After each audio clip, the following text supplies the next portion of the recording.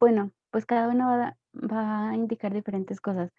El índice T nos describe el número de desviaciones estándar de que la densidad mineral ósea de un sujeto difiere de la densidad mineral ósea de otro sujeto, pero uno sano y joven de su mismo sexo. Y el índice Z nos expresa el número de desviaciones estándar que tiene la densidad mineral ósea de un sujeto que difiere, perdón, de un sujeto de la densidad mineral ósea esperada en sujetos de su misma edad y sexo. No sé si me di a entender, porque sí está un poquito confuso esto. Mira, doctora, si quieres aquí te ayudo un poco. Originalmente, para medir en la densitometría, usamos una medición que es comparativa. La comparación generalmente es con sujetos sanos de 20 a 35 años, que es para una densidad mineral ósea normal. Esta comparación nos da una desviación estándar, que es la que expresamos. En test score normalmente de 1.5 a 2.4 se considera osteopenia y menor de 2.5, o sea, 2.5, 2.6, 3, porque son números negativos, por eso es menor, se, se refiere ya a osteoporosis.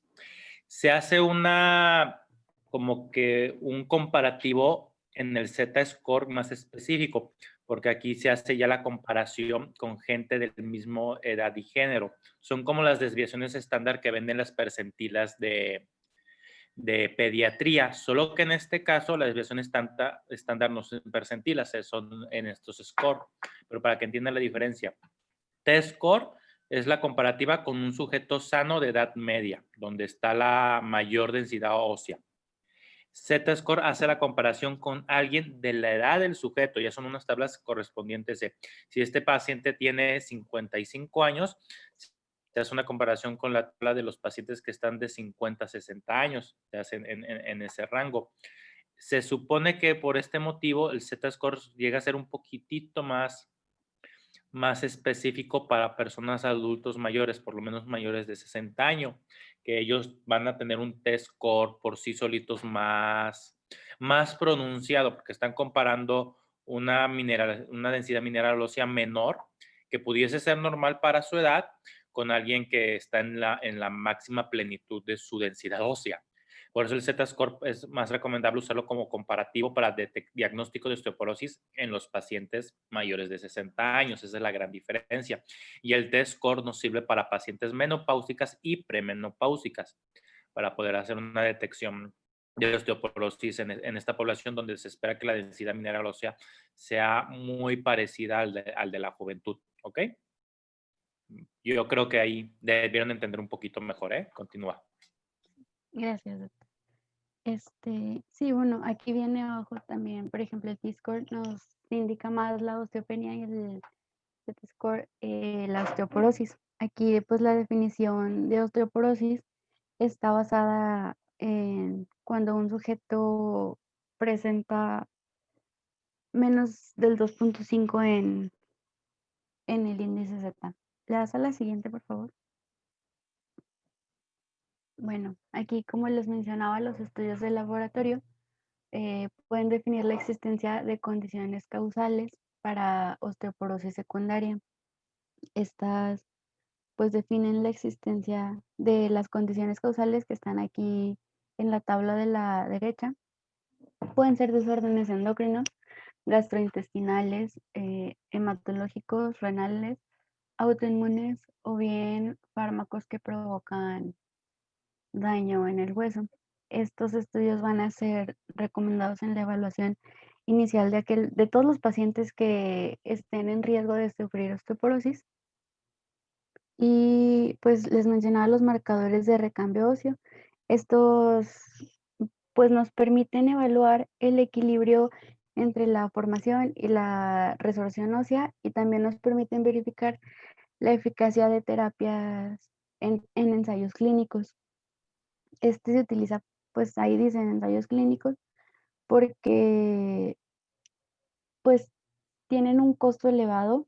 Aparte, pues las técnicas hacen que tengan resultados variables y pues el acceso a estos marcadores es muy limitado. Entonces, pues por ahora solo se utilizan ensayos clínicos y pues les decía que pues nos sirven para verificar cómo está respondiendo el paciente al tratamiento.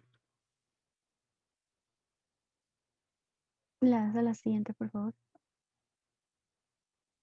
Bueno, en otros estudios de imagen, aquí pues los vamos a pedir porque nos son pues bastante útiles en la detección de fracturas por fragilidad en vértebras. Aquí pues se pide la radiografía porque también hace un momento les decía que aproximadamente el 70% de las fracturas lumbares son asintomáticas.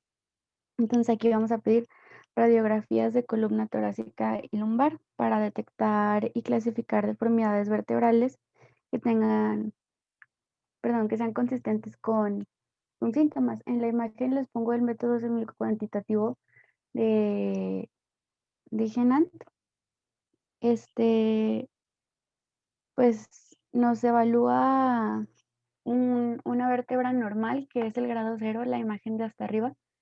Nos habla también de una deformidad ligera o grado 1. Esta daña, bueno, tiene afectado entre un 20 y un 25% de la estructura. Y la primera columna son deformidades en cuñas, la segunda son deformidades bicóncavas y la tercera son fracturas por aplastamiento.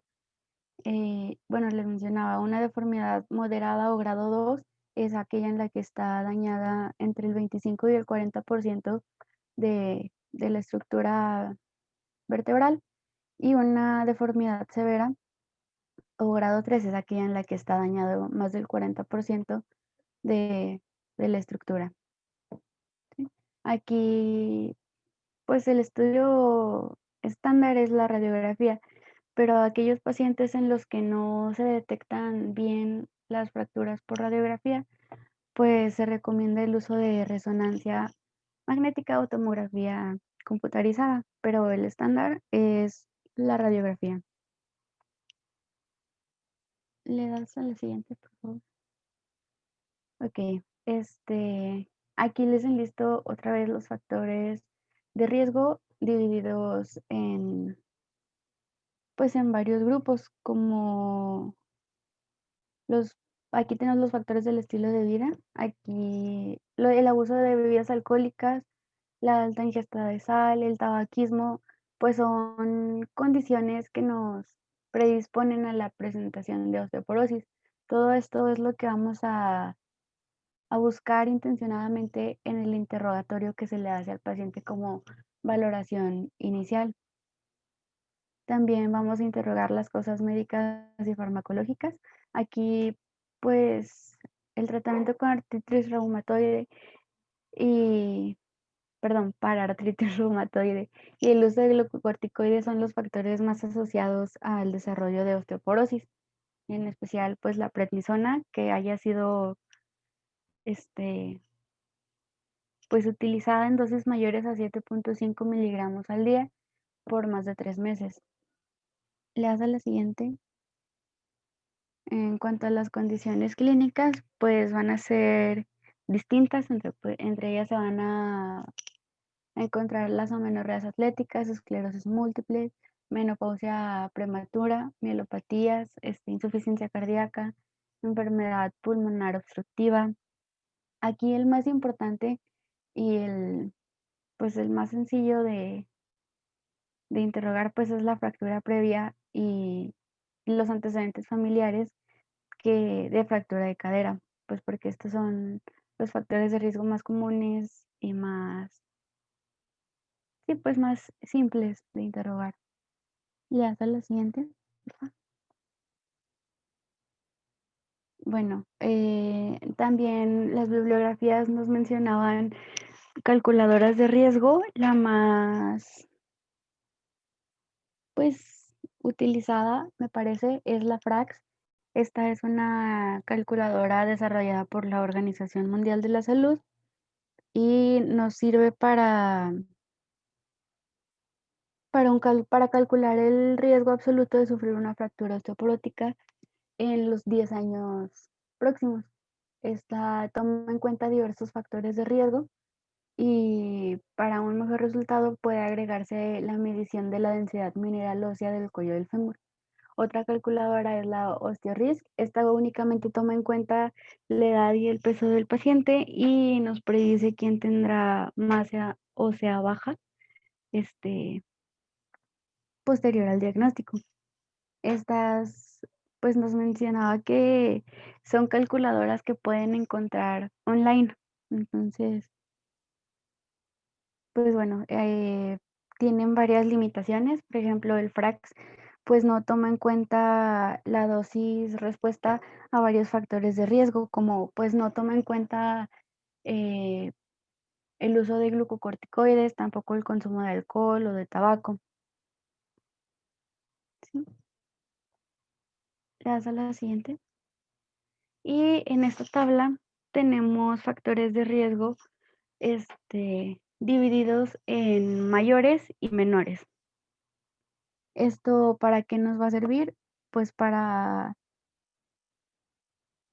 estrategias que nos van a ser útiles en la intervención que vamos a hacer al paciente.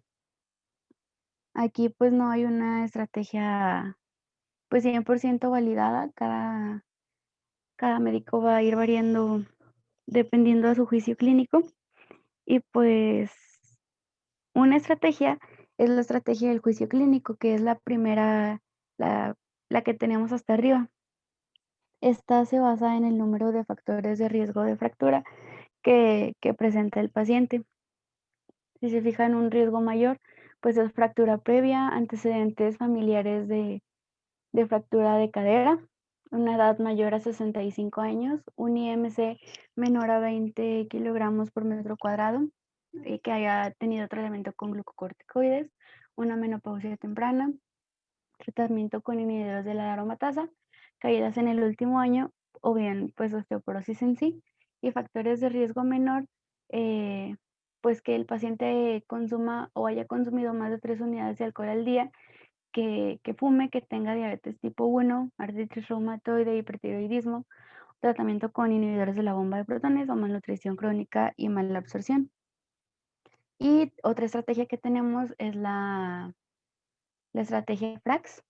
Esta se basa en el cálculo del riesgo de fractura mayor y tiene factores de riesgo continuos y dicotómicos.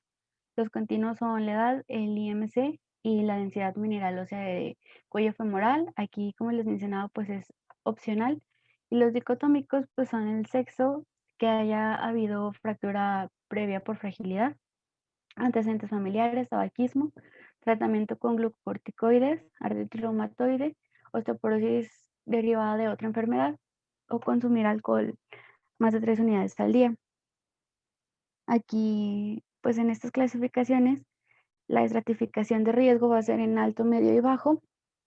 Y pues en la tabla de abajo vemos cómo se clasifican cada una. Por ejemplo, en la estrategia de juicio clínico se considera paciente con riesgo alto que tenga 2 o más criterios mayores, riesgo medio que tenga 2 o más criterios menores y la presencia de un criterio mayor, o bien de riesgo bajo cuando hay ausencia de criterios mayores o presencia de menos de 2 criterios menores. Y en la estrategia FRAC se considera paciente de riesgo alto aquellos que tengan una densidad mineral ósea mayor o igual al 10%, un riesgo de fractura, perdón. Y riesgo medio cuando la densidad mineral ósea es mayor o igual a 3.5% y menor a 10. Y un riesgo bajo cuando el riesgo de fractura mayor sin densidad mineral ósea es menor a 3.5. Bueno, no te creas, no lees a la siguiente. El proceso, bueno, ¿para qué nos va a servir esto? Para tomar una decisión en cuanto al tratamiento del paciente. Por ejemplo, los pacientes con riesgo alto de fractura se pueden considerar para tratamiento directamente, o sea, sin necesidad de practicar o de buscar la densitometría. Si el paciente presenta 2 o más criterios mayores, pues es candidato a darle tratamiento directamente. Por ejemplo, los pacientes con fractura de pelvis, de vértebra o de húmero, o aquellos pacientes que estén en tratamiento con glucocorticoides o prednisona, pues también son candidatos a ser tratados directamente sin la, sin la evaluación de la densidad mineral ósea. Los pacientes con riesgo bajo, pues puede decidirse no iniciar todavía un tratamiento farmacológico sin la necesidad de determinar la densidad mineral ósea tampoco. Esta, esta determinación de densidad pues se reserva o se recomienda únicamente para pacientes con riesgo medio de fractura.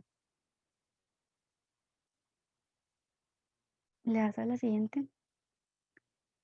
Y bueno, en cuanto a la prevención, pues esto ya está un poquito más encaminado a ser como parte del tratamiento, pero pues en sí es prevención y esto se divide en 2 grupos. En prevención primaria, esta es efectuada durante las etapas tempranas de la vida, que es durante las primeras 2 décadas, como les mencionaba, el pico máximo de densidad ósea se da entre los 20 y los 30 años. Aquí, pues, se procura influir en la adquisición de masa ósea pico y la prevención secundaria. Esta se realiza cuando se inicia o se aumenta la pérdida de masa ósea. Y, pues, ¿qué vamos a hacer para evitarla? Pues vamos a tomar medidas en cuanto a la nutrición. Aquí se recomienda aportar calcio y aportar vitamina D. También vamos a recomendar que se practique actividad física y limitar la exposición a agentes tóxicos como el tabaco o el alcohol. También se recomienda evitar el consumo excesivo de cafeína, el consumo excesivo de proteínas de origen animal y de sodio, y limitar el empleo de medicamentos que afectan al hueso, que son los que les mencionaba en una tabla unas cuantas diapositivas anteriores. Y creo que es todo. ¿Hay alguna duda?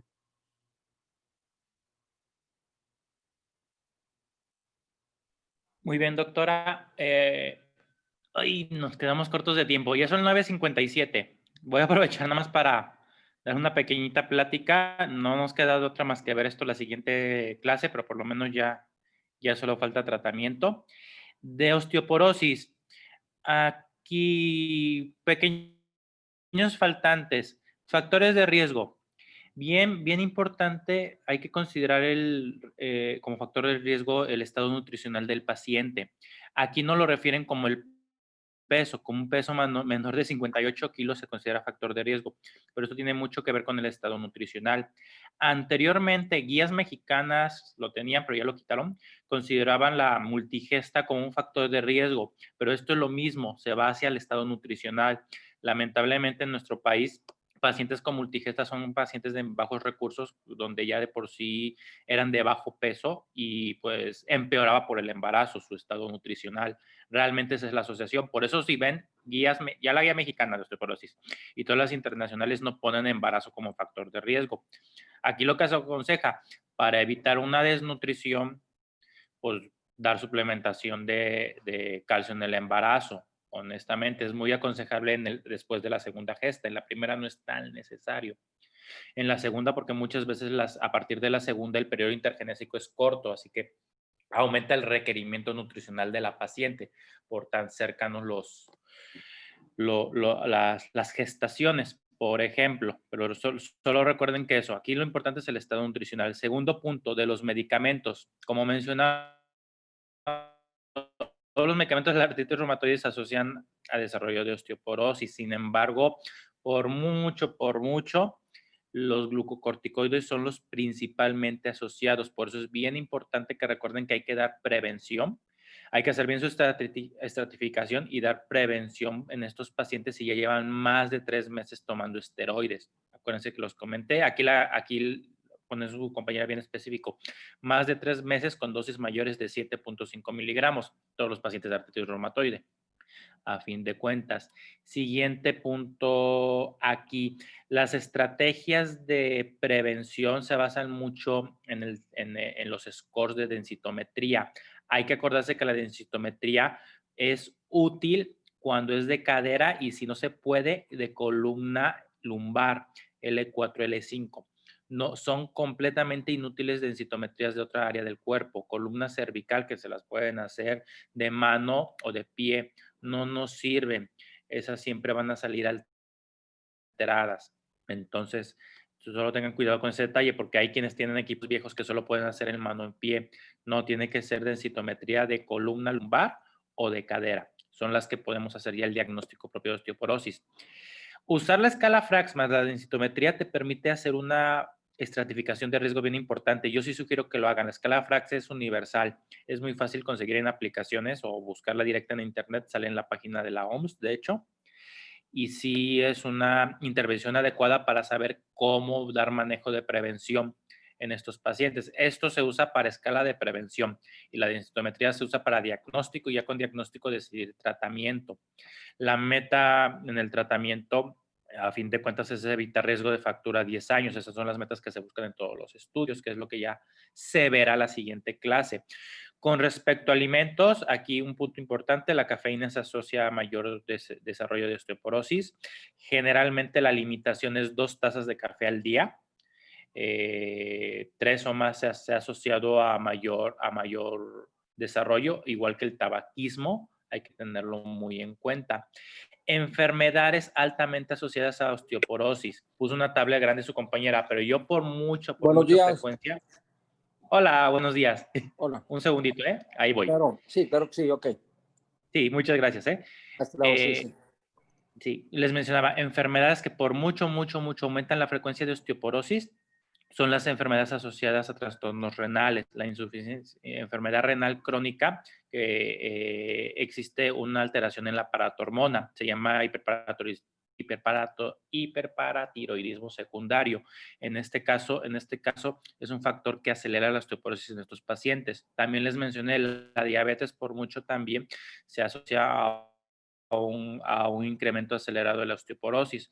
Ya de ahí las demás enfermedades que puso su tablita en su tablita endocrinológicas, que también son de las más comunes que vemos, es más difícil que lo vean ustedes. Generalmente yo les enfoco en esto, en paciente nefrópata y en diabetes. Y aparte en nuestra población de reumatología, artritis reumatoide. Muy bien. Y ya no quiero quitar más tiempo ahorita de su siguiente clase. Seguimos y terminamos esto el día jueves. Doctor, muy bien. Sí. Hasta el jueves, doctor. Gracias. Muchas gracias, doctor. Gracias.